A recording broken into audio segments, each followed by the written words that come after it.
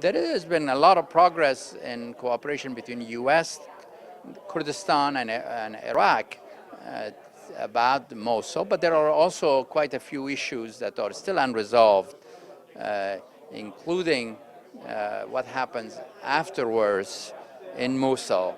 The role of the Shiite militia, the Ashtashabi, still is controversial. The role of Turkey,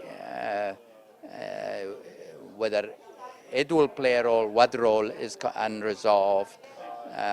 Also, what happens with regard to governance issues in Mosul and Nineveh generally is unresolved. So there is a potential risk of smaller wars within the war for the liberation of Mosul. A lot of questions need to be answered, but I think that the operation can be launched, is likely to be launched relatively soon. I worry about these unresolved questions, and I hope that a lot of attention is paid to resolve them as soon as possible. I think that if there is agreement between Baghdad and Kurdistan about independence, that will make everyone's job easier and make recognition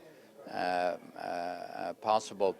There will be meetings between the Kurdish leadership and Baghdad soon, and maybe these issues will be discussed. But there's also a need for a consensus inside Kurdistan among the political leaders as to where is Kurdistan going to go, what its policies will be. That is also an important issue, and everybody is watching Kurdistan with some concern about the lack of political consensus among the leadership under President Barzani to get to an agreement on a direction for Kurdistan. I think America should do what it can to help, but really the responsibility is with the Kurdish leaders.